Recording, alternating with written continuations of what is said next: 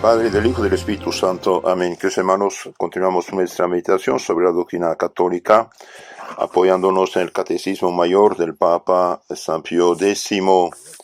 En esta charla sobre la Eucaristía vemos las preguntas 624 a 628.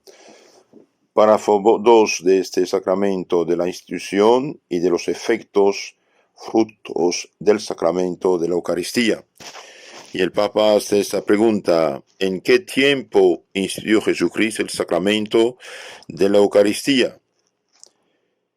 Jesucristo, nuestro Señor, Dios hecho hombre, el Mesías prometido, Dios encarnado, instituyó el sacramento de la Eucaristía en la última cena que hizo con sus discípulos la noche antes de su pasión. Queridos hermanos, desde el pecado original, desde Adán y Eva, vemos que se hacen sacrificios. Abel el justo ofrecía los mejores corderos que tenía a Dios nuestro Señor. Vemos a Abraham, Isaac, Jacob hacer sacrificios. Moisés, cuando liberó el pueblo de la esclavitud, de la tiranía del faraón, símbolo del demonio, cuando los liberó a los hebreos de la esclavitud de Egipto, Dios mismo le pidió de sacrificar, hacer que cada familia más bien sacrifique un cordero, y con la sangre de cordero pusieran como en forma de cruz, de tau, a las puertas, y donde había esta sangre del cordero, el ángel exterminador no entró y no mató a los hijos, y donde no había de esta sangre, el ángel entró y mató a los primogénitos de los egipcios. Y desde la fecha, más o menos 1250 antes de Cristo, hasta nuestro Señor Jesucristo, los hebreos hacían esta conmemoración de Egipto y comían el cordero de Pascua, y el hijo menor de la familia preguntaba al mayor, el papá o el abuelo, qué es lo que estaban haciendo, y le contaba toda la historia de la liberación de Egipto, de la esclavitud tremenda del faraón. Entonces, esta Santa Cena que nuestro Señor comió la noche anterior a su pasión no es una comida profana, es una comida sagrada, Todos estos corderos que habían sido sacrificados y por miles y miles estaban sacrificados cada año, representaban, dije, al Cordero de Dios que quita los pecados del mundo. Cuando nuestro Señor apareció a la orilla del Jordán, y bien, después de su bautismo y su ayuno, otra vez Juan Bautista dijo: he aquí el Cordero de Dios, el que quita los pecados del mundo. Entonces nuestro Señor va a instituir el sacrificio por excelencia del Nuevo Testamento en la misma Santa Cena del Antiguo Testamento. Es como cuando cortan un árbol, injertan otro árbol en el tronco cortado del viejo árbol. Y bien, el culto cristiano, el sacrificio cristiano, se injerta en el Antiguo Testamento, que prefiguraba el Cordero de Dios, que es Cristo. Entonces nuestro Señor instituyó, antes de dejar este mundo, este sacramento y sacrificio para el culto y santificación de las almas del Nuevo Testamento. Pregunta 625. ¿Por qué instituyó Jesucristo la Santísima Eucaristía? Jesucristo instituyó la Santísima Eucaristía para tres fines principales: para que fuese sacrificio de la nueva ley, Nuevo Testamento, para que fuese manjar de nuestras almas, que reemplaza el maná, y para que fuese un perpetuo memorial de su pasión y muerte, y una prenda preciosa de su amor a nosotros y de la vida eterna. Entonces, el fin de este sacrificio, sacramento eucarístico, es muy importante. Primero, para que fuese el sacrificio de la nueva ley. En efecto, nuestro Señor dijo: este es mi cuerpo, entregado por ustedes, por muchos. Hagan esta memoria hagan esto en memoria mía. Es el cáliz de mi sangre, de la nueva y eterna alianza. Nueva y eterna alianza. Hagan esto en memoria mía, para que nos acordemos de todo lo que hizo Cristo para nuestra salvación. Veamos ahora lo que dice el Santo Evangelio.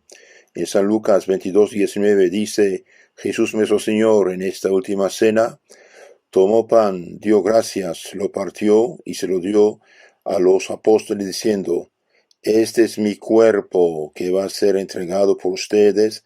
Hagan esto en memoria o recuerdo mío. Entonces, esto es mi cuerpo. No dice esto representa o significa mi cuerpo, como traducen falsas Biblias protestantes o testigos de Jehová u otros. Esto es mi cuerpo. Tuto esti to somamu en griego. Esto es mi cuerpo. Esta cosa que tengo en la mano es mi cuerpo. De hecho, en arameo dice honau fagrodil. Esta cosa que tengo en la mano, este pan, es mi cuerpo.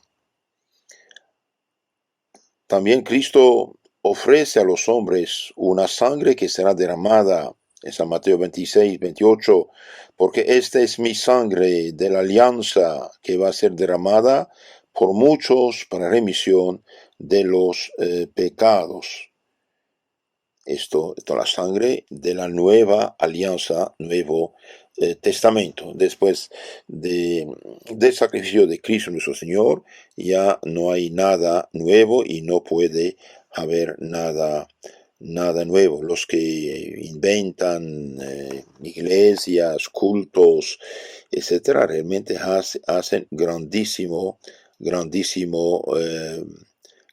pecado. Cuidado. El demonio es astuto. Esta Eucaristía, este pan consagrado, ya no es. Dice, este es mi cuerpo. Lo dijo y punto. Un día un protestante de estos perdidos que se creen inteligentes empezó a discutir con la niña futura Santa Juana de Chantal, y la santa niña le contestó muy simplemente: el Señor lo dijo. Este es mi cuerpo, y Dios es todopoderoso. Entonces, la Eucaristía fue instituida, dijimos, para que fuese sacrificio de la nueva ley, de la nueva alianza. Entonces, la misa no es un simple recuerdo teatral, como pretenden los protestantes. Es el sacrificio de la cruz renovado sobre el altar con la misma eficacia en nuestro provecho.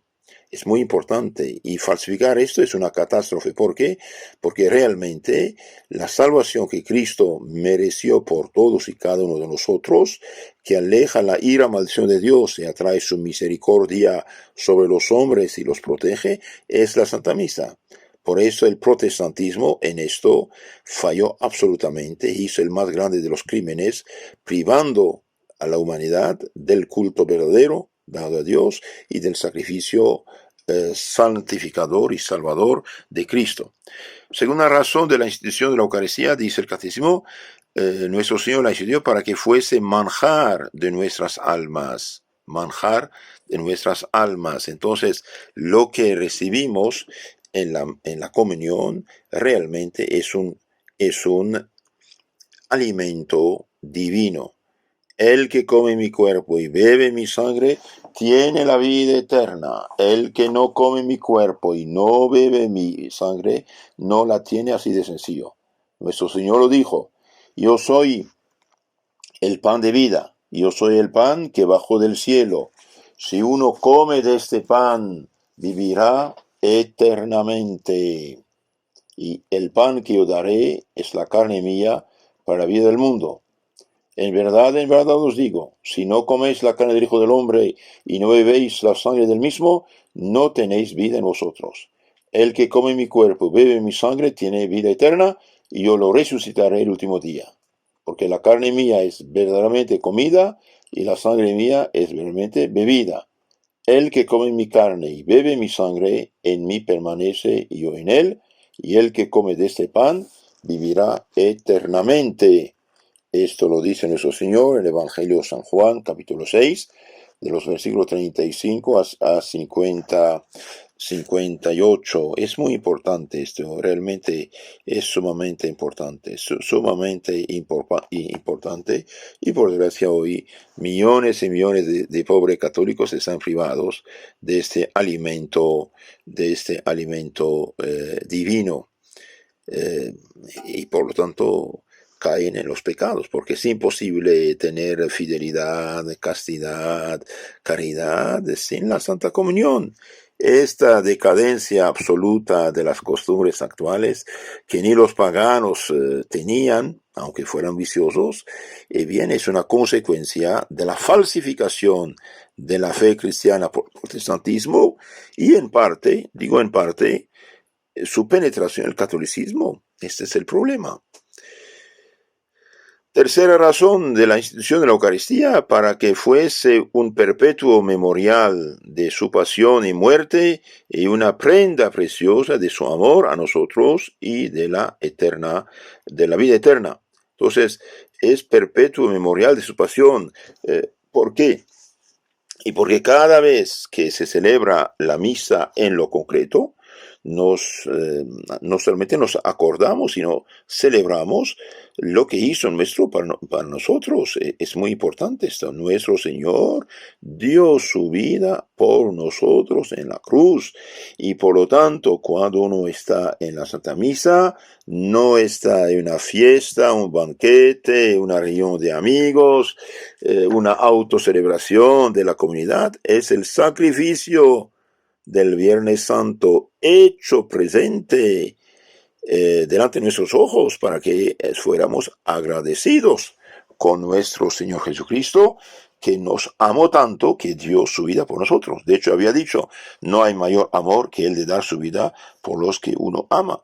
Y también este sacrificio fue instituido para que fuera una prenda preciosa de su amor hacia nosotros y de la vida eterna, garantía de vida eterna. El que come mi cuerpo y bebe mi sangre, y yo lo resucitaré. Es importante esto. El que come mi cuerpo y bebe mi sangre tiene la vida eterna y yo lo resucitaré el último día. San Juan 6:54. Entonces se trata aquí de la resurrección gloriosa para la felicidad eterna. Es muy importante esto, muy, muy importante. Pregunta 626. ¿Por qué Jesucristo instituyó este sacramento bajo la especie de pan y de vino?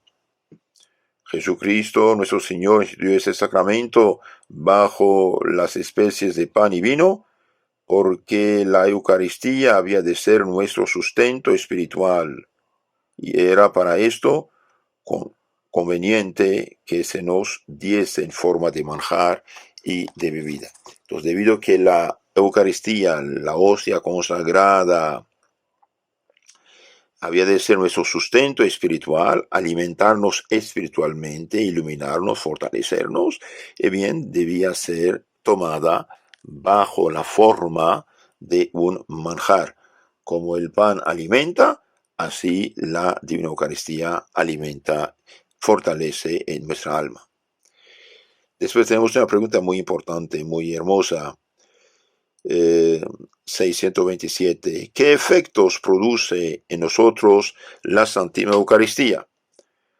Los efectos principales son muchos. Los efectos principales que produce la Santísima Eucaristía en quien dignamente la recibe son estos. 1.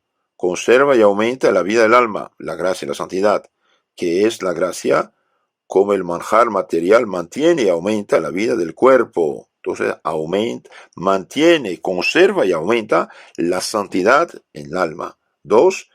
Perdona los pecados veniales. El que con arrepentimiento comulga, y bien los pecados veniales quedan perdonados. Una mentiría, un pequeño enojo, una página flejorita, un robo insignificante, por ejemplo, con tal que arrepentimiento y reparación.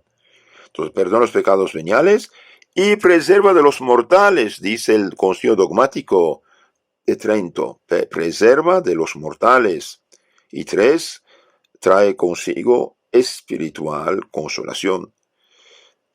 Queridos hermanos, en la charla siguiente hablaremos más de los frutos de la comunión, pero aquí hay un resumen importante. Entonces, los efectos principales o frutos de la Sagrada Comunión en las personas que la reciben dignamente: uno, conserva y aumenta la vida del alma, que es la gracia, como el manjar material mantiene y aumenta la vida del cuerpo. Dos, perdona los pecados veniales y preserva de los mortales. Y tres, trae consigo espiritual consolación. Por esta razón digo, dichosos los que tienen hambre y sed de la divina Eucaristía, y bien se cristifican, se hacen cada vez más y más semejantes a nuestro Señor Jesucristo. Pregunta 628. ¿Nos produce otros efectos en nosotros la Eucaristía? Sí, la Sagrada Eucaristía o la comunión produce en nosotros otros tres efectos, a saber: uno, debilita nuestras pasiones malas. Entonces, la inclinación al mal queda debilitada por la comunión, y en especial amortigua las llamas de la concupiscencia.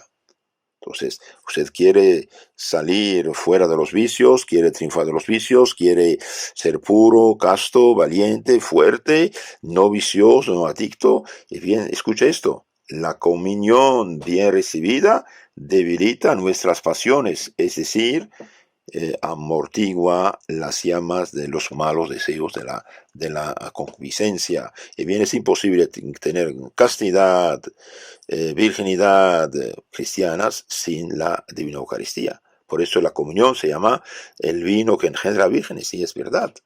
Y desde que el protestantismo falseó el cristianismo, estos disque pastores, que son unos laicos sin ningún poder sacerdotal, engañados o engañadores, o las dos cosas a veces, y bien, dan una galleta y un poco de jugo a la gente siendo el cuerpo de Cristo. Bien, miente, no hay nada. Es nada, es como un falso billete de banco que no vale nada. Entonces, la comunión debilita las pasiones malas. Dos, la comunión acrecienta el fervor de la caridad con Dios y con el prójimo, y nos ayuda a obrar conforme a los deseos de Jesucristo. Entonces, la comunión, y bien, es muy importante, aumenta el fervor, la caridad, el amor a Dios, y por lo tanto, cuando uno ama a Dios, ama también al prójimo, y nos ayuda a obrar conforme a los deseos de Jesucristo, poner el Evangelio en aplicación en nuestra vida. Y tres, nos da una prenda de la futura gloria y de la misma resurrección de nuestro cuerpo. Entonces, queridos hermanos, es muy hermoso todo esto, muy hermoso. Entonces, los efectos principales de la Eucaristía: uno, conserva y aumenta la vida del alma, es decir, la gracia. La gracia es algo divino que nos hace de Dios.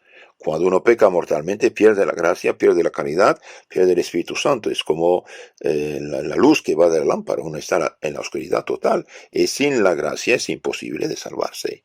Dos, la comunión perdona los pecados veniales y preserva de los mortales. No es poco, no es poco. Por eso la gente, un padre, una madre, un hermano mayor, jóvenes, viejos, que se privan de la comunión sin causa, bien, realmente son unos necios. ¿Por qué? Porque la comunión preserva del pecado mortal. ¿Quieres triunfar? Comulgue. ¿Quieres perseverar? Comulgue. ¿Quieres vencer los vicios? Comulgue, claro, dignamente. Y trae consigo espiritual consolación, dijimos. También la comunión debilita, dijimos, las pasiones malas, amortigua las llamas de los malos deseos, la concupiscencia, acrecienta el fervor y la caridad con Dios y con el prójimo, y nos ayuda a cumplir los deseos de Jesucristo, y nos da finalmente una garantía de futura resurrección gloriosa, etc. Entonces, la comunión es muy importante, pero hoy, por desgracia, la gente ni idea tiene. Hasta comulgan, pero comulgan en pecado, y esto, si comulgan en pecado, ya no sirve para nada, es un sacrilegio. No hay pecado más grave que el pecado del sacrilegio de comulgar en pecado mortal. Muy claramente lo dice San Pablo en su carta a los Corintios, primera carta a Corintios 11, 17 a 33, dice: el que come el cuerpo del Señor indignamente y bebe el cáliz del Señor en pecado, indignamente, come y bebe su propia condenación. Por lo tanto, queridos hermanos, los que pretenden comulgar viviendo en pecado y bien están totalmente equivocados, comen y beben su propia condenación y hacen graves pecados de sacrilegio. Ahora digamos unas palabras acerca del sacrilegio. El profanador sacrílego crucifica de nuevo dentro de sí mismo al Hijo de Dios y renueva sus oprobios.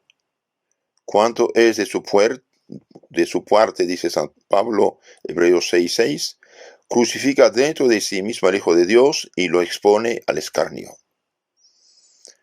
Santo Agustín dice, ¿quién será bastante impío para tener la audacia de acercarse al sagrado altar con las manos manchadas? El que comulga indignamente, el que comulga indignamente comete el pecado mayor que si arrojase el Santísimo Sacramento en una cloaca, dice San Vicente Ferrer. Los profanadores del cuerpo y sangre del Señor son peores que Judas, dice San Bernardo.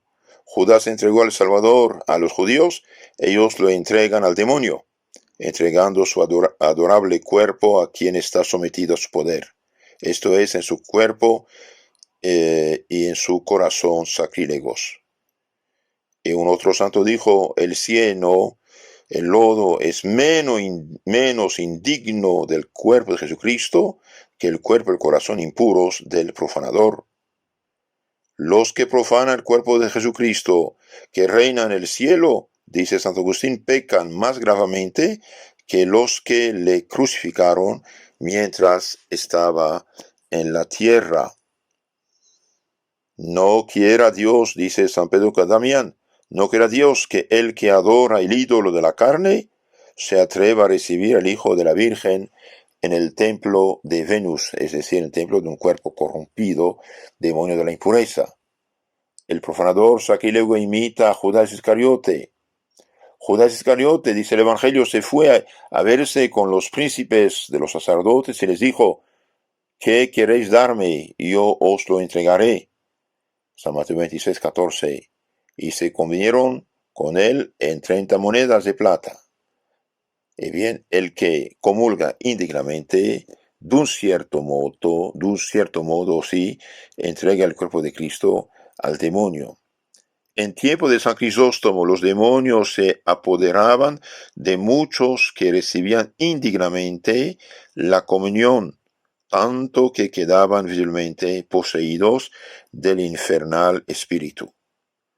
Tuvieron 80 profanadores al tiempo de San Gregorio una muerte espantosa provocada por una peste horrible. Los hermanos hoy quieren dar la comunión a todos sin confesión, sin arrepentimiento, sin purificar su alma. Esto viene de unos herejes que no tienen fe católica. Los que quieren dar la comunión, por ejemplo, a los adúlteros, a los vueltos a casar supuestamente, etc., esta gente no entiende nada. Es injusta con Dios, injusta con la iglesia, injusta con las almas, y Dios les pedirá cuentas. Hay gente hoy de una teología mala, falsa, especialmente los pobrecitos de Alemania, engañados en esas universidades de herejes, quieren trastornar todo, quieren hacerse protestantes, que digan que son protestantes ya, que nos dejan en paz, pero que no impongan sus herejías como doctrina católica. ¿Dónde está la doctrina católica? En la Iglesia Católica. Lean los catecismos antiguos, lean los libros de los santos, lean los documentos del Concilio de Trento y verán lo que dice acerca de la Eucaristía. Esto no es un juego. Eso no es un juego. Si Dios quiere, en las charlas siguientes hablaremos más de este tema porque es sumamente importante. Queridos hermanos, en este tiempo de peste llamada coronavirus, por favor, no tengan miedo, pongan todo en la mano de Dios. Conversión sí, caridad sí, arrepentimiento sí, mejorar su vida sí, pero no tener miedo, ni espantarse, ni estar cada rato en el celular buscando qué hay, qué noticias hay. Hay muchos pecados, a la verdad hay muchos pecados en la sociedad, y no hay penitencia, no hay arrepentimiento. Y debido a que no hay penitencia y arrepentimiento, bien, Dios exige reparación. Sería correcto que las autoridades civiles y religiosas hicieran público arrepentimiento y enmienda, pero estamos lejos de esto. Por eso recemos, hagamos penitencia, ayuno, oración, limosnas y seamos pacientes. Dios es el Todopoderoso y ni un pelo cae en nuestra cabeza sin su permiso. Entonces, paciencia. Y les aconsejo conocer mejor su fe católica. Escuchen la explicación de este catecismo en el canal YouTube. Catecismo Católico Tradicional. Escúchenlo varias veces, asimilen, es doctrina de la Iglesia. Aunque diga Catecismo de San Pío X, es el Catecismo de la Iglesia Católica. Cada papa no es necesario que haga un catecismo. El Papa dice, eso es la fe de la Iglesia y bajo su nombre se imprime. Los bendigo con sus familias.